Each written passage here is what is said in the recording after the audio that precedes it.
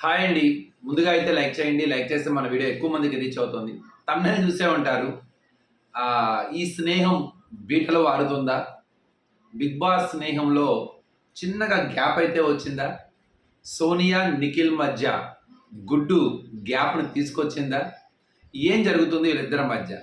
ఇంతకీ ఇది స్నేహమా? స్ట్రాటజీనా? ఇది గేమ్‌లో పార్టేనా? లేదు రియల్‌గానే వాళ్ళ మధ్య ఏర్పడిన ఒక జెన్యూన్ ఫ్రెండ్‌షిప్పేనా? దీని మీద మీ కామెంట్ బాక్స్‌లో మీ ఒపీనియన్ చెప్పండి.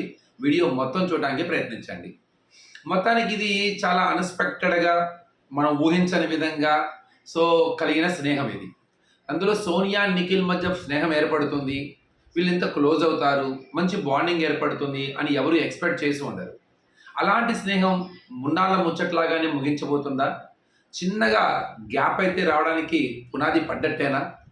ఎర్ర కోడిగుడ్డు అంటే ఎగ్, రెడ్ ఎగ్ మొన్న టాస్కు, అలానే కొంత యాటిట్యూడ్ ప్రాబ్లమ్స్, వాళ్ళ యొక్క మాటలు కలయిక గాని మనస్తత్వాలు కలవట్లేదా? చిన్నగా ఇది బీటల వారి దూరాన్ని పెంచబోతుందా అంటే అవుననే సమాధానమే వస్తుంది. అసలందు ఈ ఫ్రెండ్‌షిప్ వల్ల వీళ్ళిద్దరికీ ఇది స్నేహమా? స్ట్రాటజీయా? అంటే మొదట్లో మాత్రం నేను గట్టిగా నమ్మాను ఇది స్ట్రాటజీ అని. తర్వాత తెలియకుండానే వాళ్ళకి ఒక బాండింగ్ అయితే ఏర్పడింది. ఒక ఫ్రెండ్‌షిప్ క్యూట్ ఫ్రెండ్‌షిప్ ఫార్మ్ అయింది. ఎందుకు ఇది మొదట్లో చాలా గట్టిగా నమ్మాను నేను. ఇది బా స్ట్రాటజీ అని. డైరెక్ట్‌గా చాలా స్ట్రెయిట్ ఫార్వర్డ్‌గా నిఖిల్‌ని టార్గెట్ చేసింది ఫస్ట్ వీక్‌లో సోనియా. ఎంత డైరెక్ట్‌గా అంటే నువ్వు గ్రూప్ గేమ్ ఆడుతున్నావు. మీరు బయట కలిసి మాట్లాడుకొనొచ్చారు. అసలు నీ నిర్ణయమే తప్పు. నీ డెసిషన్‌కి మేకింగే రాదు నీకు అని డైరెక్ట్‌గా face to face direct attack చేసింది. అక్కడి నుంచి కొద్దిగా స్ట్రాటజికల్‌గా ఏ వాయిస్ అయితే రైజ్ అవుతుందో, ఏ వాయిస్ అయితే తన మీదకు వస్తుందో, అలానే గ్రూప్ గేమ్ ఆడుతున్నావు అని ఒక ట్యాగ్‌ని కావాలని బలవంతంగా రుద్దటానికి ట్రై చేస్తుందో ఆ గొంతు, ఆ గొంతుని సపరేట్ చేయాలి. అలానే ఆ గొంతు ఇంకా రైజ్ చేయకూడదు. మనం కూడా రైజ్ అయితే ఆటోమేటిక్‌గా వాయిస్ ఇంకా రైజ్ అయ్యిద్ది. కంటెంట్ అనవసరంగా ఆ వ్యక్తికి వెళ్తుంది అని ఒక చాలా తెలివిగా, చాలా ప్లాన్డ్‌గా ఎక్కడ ట్రిగ్గర్ అవ్వకుండా ఆ వాయిస్‌ని సెపరేట్ చేయడానికి ఏ ట్యాగ్ అయితే గట్టిగా సోనియా పట్టుకొని నిఖిల్‌ని అటాక్ చేయడానికి ట్రై చేస్తుందో, ఆ ఆ వాయిస్‌ని సెపరేట్ చేయడానికి ఆ వ్యక్తితోనే చాలా 2 రోజులు, 3 రోజులు ఎక్స్‌ప్లనేషన్ ఇస్తున్నా అని పేరుతో చాలా చాలా సేపు మాట్లాడాడు. నేను గ్రూప్ గేమ్ ఆడతలేదు. నేను కలిసి ఆడతలేదు. నాకు ఆ వ్యక్తి తెలీదు యష్మితో అనమాట. అలా చాలా చాలా కొన్ని గంటల పాటు డిస్కషన్ చేయడం జరిగింది. అది చిన్నగా ఏ నోరైతే గ్రూప్ గేమ్ ఆడుతున్నావనో, ఏ గేమ్ ఏ నోరైతే నువ్వు నీ డెసిషన్‌కి అసలు రాదు నీకు అని అంటుందో, అదే వ్యక్తితో ఫ్రెండ్‌షిప్ చేసి చివరికి ఆ ట్యాగ్‌కి, ఆ వాయిస్‌కి తాళం అయితే వేశాడు. ఇది ఒక స్ట్రాటజికల్‌గా జరిగిన ఒక ఎత్తుగడ. Game plan. మంచి ప్లాన్ అనిపించింది నాకప్పుడు. ఆ ట్రాప్‌లో సోనియా పడిందని కూడా అనిపించింది. ఎందుకంటే సోనియాకి చాలా మంచిది. సోనియా ఎంచుకున్న మార్గం చాలా పర్ఫెక్ట్. ఉన్న వాళ్ళలో స్ట్రాంగ్ కంటెస్టెంట్ నిఖిల్. అలాంటి నిఖిల్ డైరెక్ట్‌గా బెదురు లేకుండా, భయం లేకుండా డైరెక్ట్ అటాక్ చేస్తే గనక, మాటకి మాట గనక సమాధానం చెబితే, డైరెక్ట్‌గా నువ్వు తప్పు చేశావు అని గనక డైరెక్ట్ మొహమాటం లేకుండా కాన్ఫిడెన్స్‌తో గనక వేలెత్తి చూపిస్తే, అది చాలా ఎక్కువ మంచి లాభం చేకూరుతుంది. మంచి కంటెంట్ వస్తది సోనియాకి. సోనియా చాలా క్లియర్‌గా ఆ పాయింట్‌ని పట్టుకుంది. తను చాలా ఇంప్లిమెంట్ చేసింది. చాలా సక్సెస్ అయింది. అలాంటి సోనియాని తీసుకొచ్చి నీట్‌గా ఫ్రెండ్‌షిప్ ట్రాక్‌లో పడేసేసి, అసలు ఆడపులిని కాస్త పిల్లించేసేసాడు. ఆడపులిని తన కంట్రోల్‌లో పెట్టుకున్నాడు నిఖిల్ అని చాలా గొప్పగా నేను ఊహించుకున్నాను. గుడ్ స్ట్రాటజీ అనిపించింది. కానీ తర్వాత ఎవరు ట్రాప్‌లో పడ్డారా అన్న ఒక ఆలోచన కూడా వచ్చింది నాకు. సోనియా నిజంగా నిఖిల్ ట్రాప్‌లో పడిందా? లేదా నిఖిలే సోనియా ట్రాప్‌లో పడ్డాడా? అసలు ఈ స్నేహం నిజంగానే జెన్యూన్‌గా స్టార్ట్ అవుతుందా? లేదు ఇద్దరు కూడా ఎవరి వాళ్ళ పాయింట్ ఆఫ్ వ్యూలో ఒక స్ట్రాటజీగా ఈ స్నేహాన్ని ముందుకు తీసుకువెళ్తున్నారా అన్న ఒక డౌట్ వచ్చింది. తర్వాత కొంతకాలం తర్వాత రియల్‌గానే వాళ్ళ మధ్య ఒక అండర్‌స్టాండింగ్ ఏర్పడింది. ఒక మంచి స్నేహం ఫార్మ్ అయింది. గట్టిగానే వాళ్ళ మధ్య వాళ్ళ యొక్క మనస్తత్వాలు గాని, వాళ్ళ వ్యక్తిత్వాలు కలిసి ఉంటాయి. వాళ్ళకి తెలియకుండానే ఒక క్యూట్ ఫ్రెండ్‌షిప్ ఫార్మ్ అయింది అని ఒక ఫీలింగ్ అయితే కలిగింది నాకు. దానికి తగ్గట్టుగానే సోనియా సో మన నిఖిల్‌ని కన్సర్న్ చూపించటం, నిఖిల్ యొక్క బాగోగులు చూడటం, అలానే సేమ్ నిఖిల్ కూడా సోనియా కన్సర్న్ చూపించడం సోనియా మీద, సోనియాతో పాటు కూర్చోవటం గానీ, సోనియాతో జోక్స్ వేసుకోవడం మంచి క్యూట్ రిలేషన్‌షిప్‌నయితే ఫ్రేమ్ చేయగలిగాడు. అలానే అందరూ సోనియా చాలా ఎంత ఫ్రెండ్‌షిప్‌లో ఉన్నా 24/7 గేమ్ గురించి మాట్లాడుతూనే ఉండేది. చాలా సందర్భాల్లో ఎమోషనల్గా ఉన్నాడు అంటే సో తను చాలా సపోర్ట్గా నిలబడింది. అందరి దగ్గర ఎమోషనల్గా మంచిగా ఉండడానికి ట్రై చేస్తున్నాడు, అది వాడి యాటిట్యూడ్, అదే వాడికి బలం కావచ్చు. కానీ వాడు టైం ఇవ్వాలి వాడికి, వాడు మళ్ళీ ఫస్ట్లా ఉండాలి. అలాంటిది మనం ఎక్కడ డామినేట్ చేస్తామని భయపడుతున్నాడు అని చెప్పేసి డైరెక్ట్గా సో ఎవరితో నిఖిల్తో కూర్చొని సారీ అభయ్తో కూర్చొని నువ్వు ఎలా చేస్తావు, నువ్వు చేస్తావా అని తనతో డిస్కషన్ తీసుకొచ్చి నేను అలా వీక్గా ఉంటే నేను చేస్తాను అని చెబుతుంటే నువ్వు ఎలా చేస్తావు, మనందరం కలిసి వెళ్ళాలి, వాడు నీకు మంచి టగ్ అవ్వాలని చెప్పావు కదా అని చాలాసేపు మాట్లాడింది. సో కన్ఫర్మ్గా తన గెలుపుకి నా హెల్ప్ కావాలి, తనకి నేను తోడుండాలి అని చాలా సందర్భాలలో కొన్ని మాటల రూపంలో కూడా మనకు అర్థమైంది. సేమ్ అట్లానే సో తను కూడా సో తనకి వాల్యూ ఇవ్వడం కానీ, తన మాటకి ప్రిఫరెన్స్ ఇవ్వడం కానీ, నిజంగా చెప్పాలంటే సోనియా ఫ్రెండ్షిప్ అయ్యాక ఇన్ఫ్లుయెన్స్ అయ్యాడు, చాలా ఇన్ఫ్లుయెన్స్ అయ్యాడు. అప్పటిదాకా ఒకలా ఉన్న నిఖిల్ చిన్నగా సోనియా మాట వెంట మొదలు పెట్టాడు. అది బేబక్కి దూరంగా చేసింది. బేబక్క మీద ఉన్న ఈ నెగిటివ్ ఒపీనియన్ కలిగి ఉన్న సోనియా చివరికి అదే నెగిటివిటీ చిన్నగా తన మీద ఇన్ఫ్లుయెన్స్ ఉండడం, తను కూడా తనకి చిన్న కన్విన్స్ అయ్యటం, అట్లానే సోనియా మాటే వింటాం, కొన్ని విషయాలు బేబక్కకి చెప్పిన కొన్ని నిర్ణయాల్లో సో తను విత్డ్రా చేసుకోవడం కానీ, లేకపోతే వాళ్ళకి కొద్దిగా దూరంగా పెడతాం కానీ, చివరికి బేబక్క బరెస్ట్ అవ్వడం కానీ, అది చివరికి కన్ఫామ్గా ఇన్ఫ్లుయెన్స్ అవుతున్నాడు, నిఖిలే ఇన్ఫ్లుయెన్స్ అవుతున్నాడు సోనియా వల్ల అన్న ఒక ఫీలింగ్ని కూడా తీసుకొచ్చింది. తర్వాత ఏమో సోనియా ఆట ఇదైపోతుంది, సోనియా కనపడతలేదు, అనవసరంగా సోనియా ట్రాప్లో పడిపోయి సోనియా ఆట సన్నగిలిపోతుంది అన్న ఒక ఫీలింగ్ అయితే కలిగింది. తర్వాత నాకుది ఒక గ్రూప్ గేమ్ లాగా కనపడింది. అంటే సోనియా కూడా నిజం చెప్పాయి కదా, స్నేహంలో ఒక స్ట్రాటజీ దాగి ఉంది, మనం అందరం కలిసి ముందుకు వెళ్ళాలి అంతే. సో మనం అందరం కలిసి ముందుకు వెళ్ళేదాకా మనం అందరం అంటే ఈ హౌస్లో మనమే స్ట్రాంగ్ ప్లేయర్స్, మనం ఇండివిజువల్ ప్లేయర్స్, మనం చాలా పాయింట్ మాట్లాడతాం. సో మనం కరెక్ట్గా అందరి మిగతా వాళ్ళు కట్టు కాపీ పేస్ట్, మనకు ఆ భయాలు లేవు. సో ఇక్కడ స్ట్రాంగ్ కంటెస్టెంట్స్ ఎవరైనా ఉన్నారు అంటే నువ్వు నేను నలుగురు పెట్టుకొని సో మనం తప్ప ఇక వేరే వాళ్ళందరూ ఉండకూడదు అన్న ఒక స్ట్రాటజీతో ఈ ఫ్రెండ్షిప్ ముందుకు సాగుతుంది. అలా కొంతకాలం నేను ముందుకు తీసుకువెళ్ళడానికి ఈ ఫ్రెండ్షిప్ చాలా ఉపయోగపడుతుంది అన్న పాయింట్ ఆఫ్ వ్యూలో ఫ్రెండ్షిప్ అని ఉన్నా కూడా ఒక కలిసి గ్రూప్ గేమ్ ఆడుతున్నారు.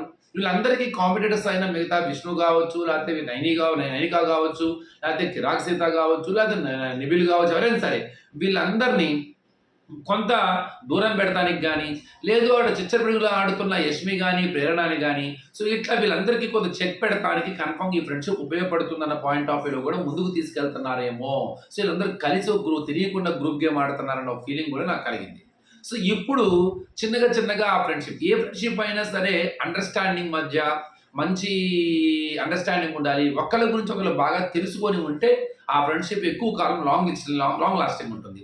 కానీ బిగ్ బాస్ సడన్గా ఫ్రెండ్షిప్స్ అనేవి కొన్ని సందర్భాల్లో మనకు సడన్గా ఫామ్ అవుతాయి, కొన్ని ఆ ఫామ్ అయ్యి మంచి అండర్స్టాండింగ్తో ముందుకెళ్తాయి. కానీ ఇది సడన్గా ఫామ్ అయిన ఈ ఫ్రెండ్షిప్లో వీళ్ళు పూర్తిగా ఒకళ్ళ గురించి ఒకళ్ళు తెలుసుకున్నారా, అసలు ఒకళ్ళ మనస్తత్వం ఇంకో మనస్తత్వం ఐడియా ఉందా అన్న డౌట్. ఇప్పుడు చిన్నగా అది కన్సర్న్ అవ్వచ్చు, లేదు డామినేషన్ అవ్వచ్చు. సో కొంత ప్రెజర్ ఫీల్ అవుతున్నాడు నిఖిల్. నిన్న మనకి మాటల్లో అర్థమైంది, తను నా పర్సనల్ లైఫ్లో ఇన్వాల్వ్ అవుతుంది, అక్కడ కూర్చోవాలి, ఇక్కడ కూర్చోవాలి, ఇలా తినాలి, వీళ్ళతో మాట్లాడాలి, వీళ్ళతో మాట్లాడకూడదు, ఇలా నన్ను ఇన్స్ట్రక్షన్స్ చేస్తుంది. సో దానివల్ల నేను ఇబ్బంది పడుతున్నానని చాలా క్లియర్గానే అభయ్తో షేర్ చేసుకున్నాడు. సేమ్ అట్లానే తను కూడా తనకి నచ్చకపోతే, తను చెప్పింది చేయకపోతే మాత్రం టగ్ ఆఫ్ రిటర్న్ వార్ ఇచ్చేస్తుంది, అవసరమైతే దూరం పెడుతుంది, మాట కూడా కలపట్లేదు, అవసరమైతే కొన్నిసార్లు మాట డైరెక్ట్గా ఫోర్స్డ్గానే మాట్లాడుతుంది. కానీ ఎక్కడో మనసులో వాళ్ళ మధ్య జరిగిన ఆ ఫ్రెండ్షిప్ బాండ్ మాత్రం ఇంకా స్ట్రాంగ్గానే ఉంది, నో డౌట్. కానీ వీళ్ళిద్దరు వ్యక్తిత్వాలు చిన్నగా రోజుల మనం పొద్దు ఉంటుంటేనే ఫ్రెండ్షిప్లో అసలైన ఫ్లాస్ బయటకు వస్తాయి. నిన్న చిన్న టాస్క్ ఎవరికి ఇస్తాడు అన్నది, ఇదే ఫ్రెండ్షిప్ వల్లే ప్రస్తుతానికి మరి నిఖిల్ చాలా ఇబ్బంది పడ్డాడని చెప్పాలి. చెప్పాలంటే కార్నర్ అయ్యాడు.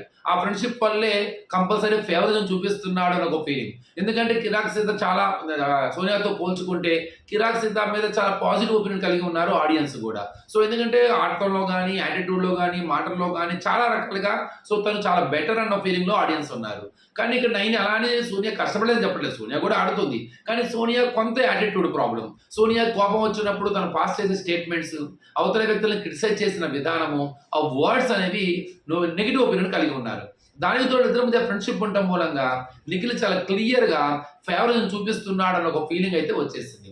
దానికి తగ్గట్టుగానే అక్కడ నిర్ణయం తీసుకున్న విధానం కానీ, వాళ్ళతో మాట్లాడిన విధానం కానీ, వాళ్ళందరినీ కూర్చోబెట్టి చిన్న డిబేట్లా చేయకుండా ఏదో ఫార్మాలిటీ బేస్లో మాట్లాడేసేసి తన లీడర్షిప్ క్వాలిటీస్ ఉన్నాయి, తను డెసిషన్ మేకరు, సో తను బాగా హ్యాండిల్ చేస్తుంది అన్న ఒక చిన్న రీజన్ చెప్పేసేసి ఆట తీరు చూడాలి, మాట తీరు చూడాలి చూడకుండా డైరెక్ట్గా క్లియర్గా తనకు కూడా తెలుసు నాకే ఇస్తాడు అని, తనకి తెలుసు తనకే ఇస్తున్నానని చిన్న ఈజీగా ఇచ్చేసాడని ఫీలింగ్ కలిగింది.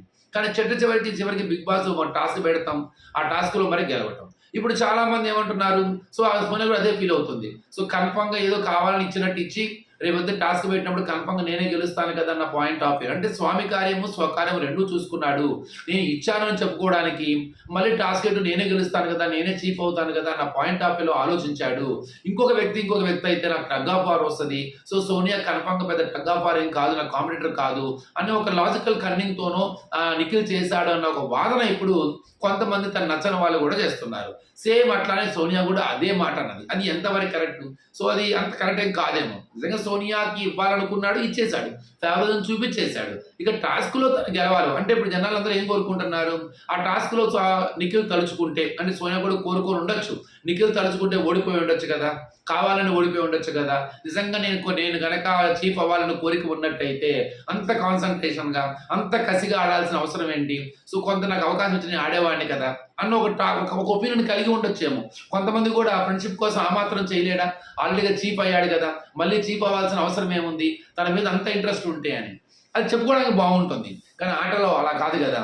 సో కన్ఫర్మ్గా తను ఒకవేళ అలా చేసినా కన్ఫర్మ్గా అప్పుడు కూడా నిఖిల్ని టార్గెట్ చేస్తారు కదా, కావాలని చేశాడు, తనని చీఫ్ చేయడానికి ఓడిపోయాడు అంటారు కదా. కాబట్టి అది ఏం జరిగినా కూడా నిఖిల్కే ప్రాబ్లం. కాబట్టి ఐ డోంట్ థింక్ సో అది కరెక్ట్ కాదు అని. సో ఏదేమైనా ఇద్దరు కూడా అంటే ఒక ప్యూర్ ఫ్రెండ్షిప్, ట్రస్టెడ్, ఒక నిజాయితీగా అయిన స్నేహం ఏర్పడ్డా కూడా ఆ స్నేహంలో స్ట్రాటజీ దాగి ఉంది. సో అది కన్ఫర్మ్గా ఈ స్నేహం వల్ల ఇద్దరికి నష్టమే, నో డౌట్ అందులో.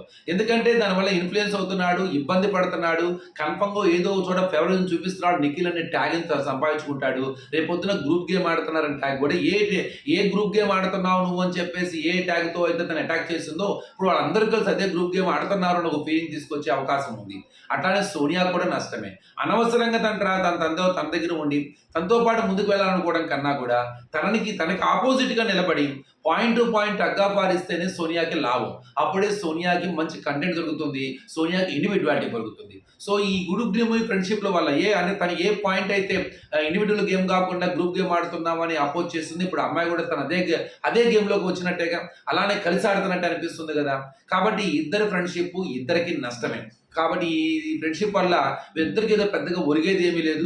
జనాలు కూడా దీనిలో ఒక రియాలిటీ చూడలేకపోతున్నారేమో ఒక డౌట్. ఎందుకంటే ఒక నెగిటివ్ ఒపీనియన్ కలిగి ఉన్నప్పుడు అది ఎంత ట్రూగా ఉన్నా అందులో మనకి రియాలిటీ కనపడదు. కాబట్టి బెటర్ టు అంటే మంచిగానే ఉండాలి, కానీ ఎవరు ఆట ఆడుతూ ఒకరి వల్ల ఒక ఇన్ఫ్లుయెన్స్ అవ్వకుండా.